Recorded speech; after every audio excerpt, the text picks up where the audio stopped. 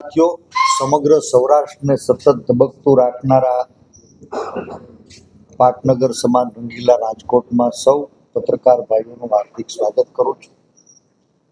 નવા વર્ષમાં પ્રથમવાર મળી રહ્યા છે ત્યારે આપ સૌને નવું વર્ષ મંગળમય નીવડે એવી હૃદયપૂર્વકની શુભેચ્છા પાઠવું. સાથીઓ, આપણને સૌને ગર્વ થાય આ દેશને આઝાદી અપાવનાર, સામાજિક બદીઓમાંથી મુક્ત કરવા માટે નેતૃત્વ લેનાર અને ગુજરાતને આઝાદી કાળથી દારૂબંધીની ભેટ આપનારા પૂજ્ય ગાંધી અને સરદારનો પ્રાંત એવું સૌરાષ્ટ્ર. પૂજ્ય ગાંધી જે ભૂમિમાં ઉછરા, ભણી ગણી અને વૈશ્વિક ફલક ઉપર આઝાદીના સંદેશને પહોંચાડવામાં સફળ થયા, એ જ રાજકોટના આંગણે આજ કહેતા દુઃખ થાય છે કે આઝાદીના આટલા વર્ષ પછી ભારતીય જનતા પાર્ટીના 1990થી 2025 એટલે કે સતત 30-35 વર્ષના શાસનકાળ દરમિયાન ક્યાંય ને ક્યાંય ગુજરાતની નવી પેઢી એને નશાની ગર્તામાં ધકેલવાનો સતત પ્રયાસ થયો ને એનો ભોગ આજે ગુજરાતનું યુવાધન બન્યું છે. દારૂ વિરુદ્ધ લડાઈ લડનારું ગુજરાત આજે ભારતીય જનતા પાર્ટીના શાસનમાં ડ્રગ્સ સામેની લડાઈ હારી ગયું છે. કહેતા દુઃખ થાય છે કે ભારતીય જનતા પાર્ટીના શાસનમાં આજે ગુજરાતના એ તમામ જિલ્લા, તમામ તાલુકા, તમામ મહાનગરો, ગુજરાતની એક પણ સ્કૂલ કોલેજનો દરવાજો એવો નહીં હોય કે ત્યાં દારૂ અને ડ્રગ્સની ડિલિવરી નહીં થતી હોય. સરકાર શું કરવા ધારે છે એ સવાલ પૂછવાનો સમય હવે પાક્યો છે. આપણે સૌ જાણીએ છીએ કે આ દારૂ અને ડ્રગ્સ માફિયા પહેલા આપણી પેઢીને બંધાણી બનાવે છે. આ જ ડ્રગ્સ માફિયાઓ આપણા બાળકોને ઘરમાં મજબૂરીવશ ચોરી કરતા શીખવાડે છે. ઘરની પાબંદીઓ જ્યારે લાગે ત્યારે આવા જ આપણા બાળકો એને ઉધારમાં ડ્રગ્સ અને દારૂ પૂરો પાડી વ્યાજકવાદીઓની જાળમાં ફસાવે છે. આપણી ઘરે ઉછરતો નવયુવાન એ બંધાણની લતવશ ક્યાંય મજબૂરીથી કોરા ચેક, કોરા સ્ટેમ્પ પેપર, કોરી પ્રોમિસરી નોટમાં સહી કરી અને એ વ્યાજકવાદીઓની જાળમાં ઊંડે ને ઊંડે ફસાઈને ખૂંચતો જાય છે. અને આ વ્યાજકવાદીઓ જે કોરા ચેક, પ્રોમિસરી નોટ અને સ્ટેમ્પ પેપરમાં સહી કરી છે એનો દુરુપયોગ કરી આપણી બાપ દાદાની વારસિયાઈ મિલકતો એ પચાવી પાડવાનો પેત્રો કરીને એના ભોગ રાજકોટ સહિત સમગ્ર ગુજરાતમાં હજારો પરિવાર બન્યા છે. ખૂબ દુઃખદ વાત છે કે આ ડ્રગ્સ માફિયા, વ્યાજકવાદીઓ અને મિલકત માફિયાની સિન્ડિકેટ ખુલ્લેઆમ ગુજરાતની ભાવિ પેઢીનું શોષણ કરી રહી છે અને સરકાર ક્યાંય ચૂપ છે. સરકારની ચૂપકીદી એ સીધો સરકારની નિષ્ઠા ઉપર પ્રશ્ન ઊભો કરે છે. આ લડાઈ રાજકીય લડાઈ નથી, આ લડાઈ સામાજિક લડાઈ છે. આ લડાઈ ગુજરાતના ભાવિ પેઢીને બચાવવાની લડાઈ છે. આ લડાઈ ગુજરાતના યુવાનોને દારૂ અને ડ્રગ્સના દૂષણથી દૂર રાખવાની લડાઈ છે. આ લડાઈ મારા ગુજરાતને પંજાબની જેમ ઉડતું ગુજરાત બનતા અટકાવવાની લડાઈ છે. આ દારૂ અને ડ્રગ્સની લતમાં કેટલાય પરિવારો બરબાદ થઈ ગયા છે. કેટલી માની કૂખ ઉજળી ગઈ છે. કેટલી દીકરીઓ એના ભાઈ છીનવાઈ ગયા છે. કેટલી સૌભાગ્યવતીઓ એના સિંદૂર છીનવાઈ ગયા છે. ત્યારે આ લડાઈ એને રાજકારણથી ઉપર ઉઠી એક સામાજિક સુધારણાની લડાઈ તરીકે આપણે સૌએ સાથે મળીને આગળ લઈ જવાનો સંકલ્પ કરવો જોઈએ. અને એ જ સંકલ્પ સાથે ગુજરાત પ્રદેશ કોંગ્રેસ સમિતિ જન આક્રોશ યાત્રા પહેલો તબક્કો સૌરાષ્ટ્રમાં પૂરો કર્યો, બીજા તબક્કામાં ઉત્તર ગુજરાતથી એની શરૂઆત કરી છે. જ્યારે કોંગ્રેસ પક્ષના આગેવાનો જિલ્લે જિલ્લે તાલુકે તાલુકે જનતાના દરબારમાં જાય છે, ત્યારે મારી મા બેન દીકરીઓ વર્ષોથી સૂતેલી સરકારને જગાડવા ફરિયાદ કરી, કોઈ સાંભળ્યું નહીં. એટલે આજ અમે મુખ્ય વિપક્ષ ન હોવા છતાં ખૂબ ભારે મોટી આશા અને અપેક્ષાઓ સાથે એ જન આક્રોશ યાત્રામાં ફરિયાદ કરી રહી છે કે અમારા દીકરાઓને આ ડ્રગ અને દારૂના દૂષણમાંથી બચાવો. લોકો કહી રહ્યા છે, પણ ક્યાંય લોકોને ડરાવી, ધમકાવી, લલચાવી, ફોસલાવી સતત અને સળંગ શાસન કરનારા લોકો એના પેટનું પાણી ન એનું. મને ગર્વ થાય છે કે કોંગ્રેસ પક્ષનો એક કાર્યકર્તા, ચૂંટાયેલો જનપ્રતિનિધિ ભાઈ જિગ્નેશ મેવાણીએ પોલીસ સ્ટેશને જઈ અને પોલીસની નિષ્કાળજી પ્રત્યે સવાલો ઉઠાવ્યા. તો ક્યાંય સત્તામાં બેઠેલા લોકોનો ગ્રાસ લૂંટાતો હોય એમ પોલીસ પરિવારના નામે એક ચૂંટાયેલા જનપ્રતિનિધિને દલિતનો દીકરો સમજીને સરકારે દબાવવાના નિરર્થક પ્રયાસ કર્યા એ ખૂબ નિંદનીય છે.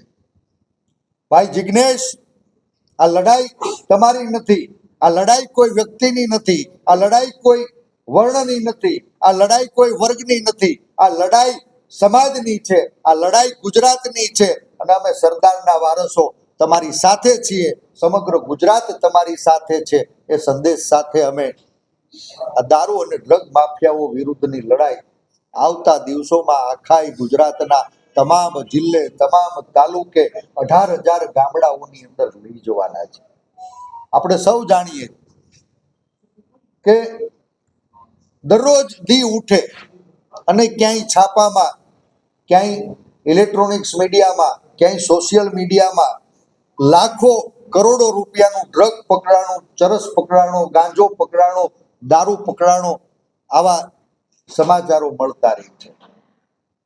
આ જે વસ્તુ પકડાઈ રહી છે ને, એ તો પાશેરામાં પૂણી સમાન છે. સાહેબ, સરકારની નિષ્ઠા ઉપર એટલા માટે સવાલ થાય કે દારૂ પીનારા પકડાય, ડ્રગ્સના વ્યસનમાં મજબૂરીવશ લથડતા યુવાનો પકડાય, પણ દારૂ વેચનારા કેમ નથી પકડાતા? ડ્રગ્સ વેચનારા કેમ નથી પકડાતા? આ દારૂ અને ડ્રગ્સ વેચાવનારા કોણ છે? એ ગુજરાતનો સવાલ આજ કોંગ્રેસ પક્ષ જનતાની અદાલતમાં લઈ જવાની છે. જેઓ કોંગ્રેસ પક્ષના એક કાર્યકર્તાએ, જનતાના ચૂંટાયેલા જનપ્રતિનિધિએ સરકારમાં બેઠેલા લોકો સામે સવાલ કર્યો. કાયદાનું પાલન કરાવવાની સીધી જવાબદારી છે એવા પોલીસ કર્મીઓ ઉપર આંગળી ચીંધી. તો આખી સરકાર જાણે કે દારૂ અને ડ્રગ માફિયાના બચાવમાં બહાર નીકળી હોય એવું હવે ગુજરાતના લોકોને લાગી રહ્યું છે. મને લાગે છે કે ભલે નામ હોય સહાય, પણ ગુજરાતના પોલીસ વડા ખુદ નિસહાય છે. કેટલાય પીડિત પરિવારો પોલીસ સ્ટેશને જાય, દારૂ અને ડ્રગ્સ માફિયાઓની વિરુદ્ધ ફરિયાદ કરે, એની જાણકારી આપે, તો બાતમી આપનારા લોકોની બાતમી એ માફિયાઓ સુધી કોણ પહોંચાડે? એ ગુજરાતના લોકોને સવાલ થાય છે. એ દારૂના અડ્ડા ચલાવનારા લોકો શું પોલીસથી અજાણ છે? આ આખા ગુજરાતમાં યુવા ધનને સ્કૂલ અને કોલેજમાં ડ્રગ્સની પડીકીઓ, ગાંજો, ચરસ કોણ પહોંચાડે? શું આ પોલીસ એનાથી અજાણ છે? ના, રાજ્યના પોલીસ વડા ખુદ નિસહાય છે. એના આકાઓના ઈશારે ક્યાંક આંખ મીચામણા કરવા પડે છે અને રખે ને ક્યાંય ખુલ્લી આંખે આવા તત્વોને ઝેર કરવા માટે થઈને કદમ ઉઠાવે તો ક્યાંક એની નોકરી તો જોખમમાં નથી ને, એવી ચિંતા હવે ગુજરાતના કેટલાય ઈમાનદાર પોલીસ અધિકારીઓ અને કર્મચારીઓને સતાવી રહી છે. આપણે સૌ એના સાક્ષી છીએ. એક ઈમાનદાર પોલીસ અફસર સતીશ વર્મા હોય, ઈમાનદાર પોલીસ અફસર રજનીશ રાય હોય, ઈમાનદાર પોલીસ અફસર રાહુલ શર્મા હોય, એક ઈમાનદાર પોલીસ અફસર સંજીવ ભટ્ટ હોય. સાહેબ, આજે 20-20 વર્ષ પૂરા થવા આવશે, એક ઈમાનદાર અધિકારીને કોઈ ખોટા બનાવી કાઢેલા જૂના કેસમાં જેલની અંદર ધકેલી દે, એના ધર્મપત્ની એની દીકરીઓ વર્ષોથી ન્યાય માટે ભીખ માંગી રહી છે. ત્યારે આ બની બેઠેલા પોલીસ પરિવારના લોકોના પેટનું પાણી નહીં હેલું હોય? એક નિર્દોષ અધિકારી, એને સરકારમાં બેઠેલા લોકો એની સામે આંગળી ચીંધી તો એના ઘર ઉપર બુલડોઝર ચલાવ્યું, ત્યારે આ બની બેઠેલા પોલીસ પરિવારના લોકોના પેટનું પાણી નહીં હેલું હોય? એ સતીશ વર્માજી હોય, રજનીશ રાય હોય, રાહુલ શર્મા હોય, ક્યાંય નોકરીઓ છોડવી પડી, એના પ્રમોશન અટકાણા, ત્યારે આ પોલીસ પરિવારનું પાણી નહીં હેલું હોય? દુઃખ થાય છે કે પોલીસ પરિવારના નામે ક્યાંય ભારતીય જનતા પાર્ટીના કાર્યકર્તાઓ કમલમનો ખેસ ખિસ્સામાં મૂકી એક દલિતના દીકરાને દબાવવાનો પ્રયાસ કર્યો છે. અને આવા ભારતીય જનતા પાર્ટીના ટટ્ટુઓને અમે જાહેરમાં ચેતવણી આપીએ છીએ કે ખબરદાર, એ ચૂંટાયેલો જનપ્રતિનિધિ છે, કોંગ્રેસનો કાર્યકર્તા છે, આંદોલનનો સિપાહી છે, અને એનો સંકલ્પ એ ગુજરાતની નવી પેઢી એને દારૂ અને ડ્રગ્સ ના દૂષણથી બચાવવાનો છે. અમારા યુવાનોના પેટમાં જે ઝેર રેડાયેલું છે ને બાપ, એના ભવિષ્યને સલામત કરવા માટે થઈને અમે આ લડાઈને આગળ વધારી રહ્યા છીએ. આપણે સૌ એ બાબતના સાક્ષી છીએ કે આ દેશમાં લોકશાહી વ્યવસ્થામાં લોકો દ્વારા, લોકો વતી અને લોકો માટે ચાલતી વ્યવસ્થાનું નિર્માણ એ દેશના સંવિધાને કર્યું છે. હું અને તમે, ગુજરાતનો ગરીબ હોય કે અમીર, રાજા હોય કે રંગ, ગામડાનો હોય કે શહેરનો, દરેક માણસ દરરોજ દી ઉઠે માચીસ ખરીદવાથી શરૂ કરી અને જૂતા, કપડા, પેન્ટ, ગાડી, ઘોડા, પેટ્રોલ, ડીઝલ, એ દરેક વસ્તુની ખરીદીમાં ટેક્સ ચૂકવીએ છે. આ ગુજરાતની પ્રજા એની પરસેવાની કમાણીથી જે રાજ્યની તિજોરી ભરાઈને એ પ્રજાના પૈસે પોલીસવાળાને પગાર ચૂકવવામાં આવે છે. મને ગર્વ થાય છે ઈમાનદાર અધિકારીઓ ઉપર, જેને ખાખીની લાજ રાખી છે. સાહેબ, એક જમાનો હતો કે ખાખી વર્દી જોઈ અને સામાન્ય માણસમાં સુરક્ષાનો ભાવ થતો, સુરક્ષાનો અહેસાસ થતો, અને આજ ભારતીય જનતા પાર્ટીએ એ ખાખી વર્દીનો ક્યાંય દુરુપયોગ કર્યો, એના રાજકીય ઈરાદાઓ પાર પાડવા માટે થઈને એ ખાખી વર્દીને આડી ધરવાનું કામ કર્યું. આજ ખાખી વર્દીને જોઈ અને સામાન્ય માણસ એનો રસ્તો ફેરવી લઈને એવી દયનીય પરિસ્થિતિમાંથી ગુજરાત પસાર થયું છે. મારે ઈમાનદાર અધિકારીઓને સલામ કરવી છે જે સંવિધાનની રક્ષા કરી રહ્યા છે. પણ પ્રજાના પૈસે પગાર લેનારા, સંવિધાનના સોગંદ ખાઈ અને સત્તાધારી પાર્ટીના રાજકીય ઇશારે નાચનારા કોઈ પણ પટ્ટાવાળા હશે ને, તો આગામી દિવસોમાં ગુજરાતની પ્રજા એના પટ્ટા ઉતારી લેશે એવો મને સંપૂર્ણ વિશ્વાસ છે.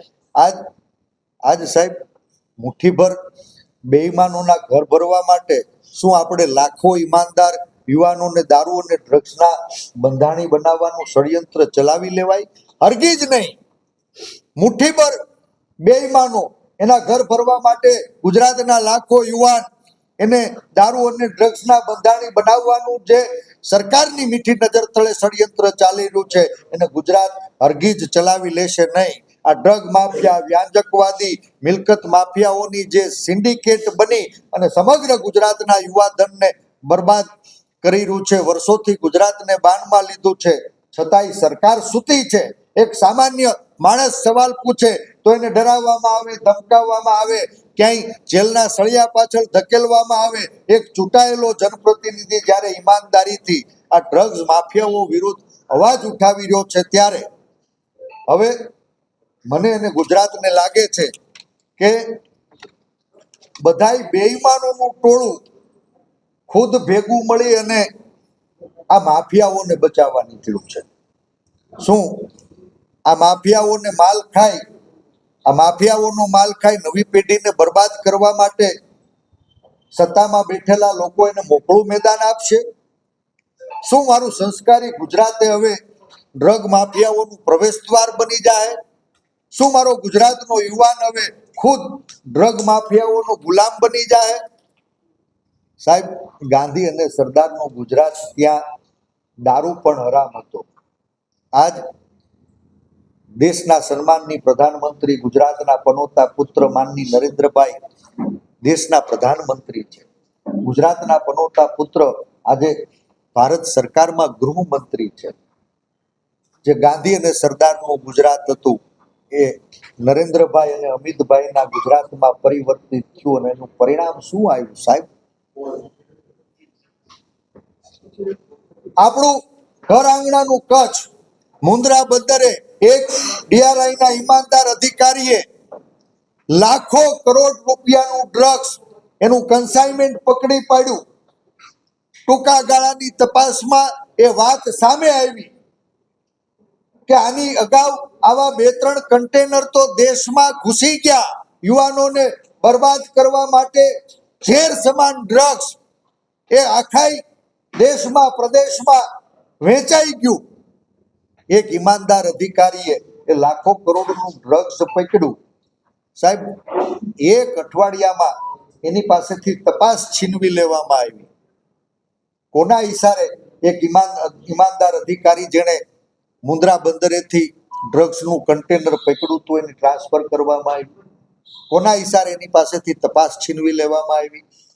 અને જે એજન્સીને જવાબદારી સોંપી હતી, લાખો કરોડ રૂપિયાનું ડ્રગ્સ રંગે હાથ પકડાણું. પણ સાહેબ, એ ડ્રગ્સ માફિયાઓ નો પકડાણા. એ ડ્રગ્સ માફિયાઓના આકા કોણ છે? ક્યાં કે સરકારમાં તો નથી બેઠા ને. એ સીધો ગુજરાતના લોકોને સવાલ થાય છે. ત્યારે મારો સીધો સવાલ છે કે સાહેબ, આ મોદી સાહેબનું ગુજરાત છે, અને આ સાહેબના ગુજરાતમાં ખુદ માફિયાઓની જ સરકાર પીઠ થપથપાવશે? સીધો જ સવાલ થાય છે કે શું સંવિધાનની સોગંદ ખાનારા ખુદ જ સરકારની કઠપૂતળી બની જાય? ગુજરાતને સીધો જ સવાલ થાય છે, શું ખુદ ઈમાનદાર અધિકારીઓની નોકરી ઉપર જોખમ વધતું જાય? સીધો જ સવાલ થાય છે, શું ખુદ ઈમાનદારો લોકોને ડરાવવા, ધમકાવવા, ફસાવવા અને જેલમાં ધકેલવાના ષડયંત્રો વારંવાર રચાતા જાય? શું હવે સુરક્ષાના પ્રતીક સમાન ટોપી અને પટ્ટા શું સરકારી ઉંબરે ગીરવે મૂકવા માટે મારા ઈમાનદાર અધિકારીઓએ, કર્મચારીઓએ મજબૂર થવું પડશે? ના, ના અને ના, હરગીજ નહીં. સંવિધાનની રક્ષા કરે ને એને સિપાઈ કહેવાય, અને ક્યાંય સત્તાધારી પાર્ટીના ઈશારે નાચે ને એ બધાય પટ્ટાવાળા. અમે સંકલ્પ કર્યો છે કે જે સંવિધાનની રક્ષા કરશે એવા બધાય સિપાહીઓને મારા સહિત આખું ગુજરાત સલામ કરશે. અને ક્યાંય સંવિધાન થશે તો જન આંદોલનનું નેતૃત્વ પણ પરેશ ધાનાણી સહિત કોંગ્રેસ પક્ષના કાર્યકર્તાઓ લેવાના છે. કાયદાકીય લડાઈ પણ લડવાના છે. અને આવતા દિવસોમાં જો જનતાના આશીર્વાદ મળ્યા ને તો યાદ રાખજો, આ રાજકોટના પાદરમાં કહીને જાઉં છું કે આવા તમામ ડ્રગ્સ માફિયાઓ, વ્યાંજકવાદીઓ, મિલકત માફિયાઓ, એને અમે જેલના સળિયા ગણાવવાના. ગુજરાતને કોમનવેલ્થ ગેમ મળી છે, કોંગ્રેસ પક્ષ ગુજરાત સરકારની સાથે છે કે નહીં, અને આ કોમનવેલ્થ ગેમ ગુજરાતને ફાયદો થશે? તમે કઈ રીતના? રમતનું મેદાન એ ખેલદિલીનું મેદાન છે. રમતના મેદાનમાં દરેક રમતો એના નિયમાનુસાર થાય છે. કોઈ હારે, કોઈ જીતે, પણ ખેલદિલી દેખાડાય છે. એટલે કોમનવેલ્થ ગેમ્સ જો એ ગાંધી અને સરદારના ગુજરાતમાં એનું આયોજન થાય તો મારા સહિત કોંગ્રેસ પક્ષ અને આખું ગુજરાત એને આવકારશે. અપેક્ષા રાખું કે આ કોમનવેલ્થ ગેમના ખેલ જે ગુજરાતમાં થાય, જે ખેલદિલી વર્તાય, એવી જ ખેલદિલી જાહેર જીવનમાં સત્તાધારી પાર્ટી વિપક્ષ સાથે રાખે. સત્તાધારી પાર્ટીનું કામ જ્યારે સત્તાના સૂત્રો હાથમાં છે ત્યારે લોકોની સુખાકારી, લોકોની સુરક્ષા, લોકોના ભવિષ્ય એને સુરક્ષિત રાખવા માટેનું છે. અને ક્યાંય સરકારી તંત્ર એની કમીઓ દેખાય તો એને ઉજાગર કરવાનું કામ વિપક્ષ કરતો હોય છે. દુઃખ સાથે કહેવું પડે કે ગુજરાતની જનતાએ આ વખત કોંગ્રેસ પક્ષને સત્તાવાર વિપક્ષ પણ બનવા દીધો નથી. માનવાને કારણ છે કે ગુજરાતે મેન્ડેટ આપ્યો છે કે કોંગ્રેસ વાળા તમે ચૂપ રહો.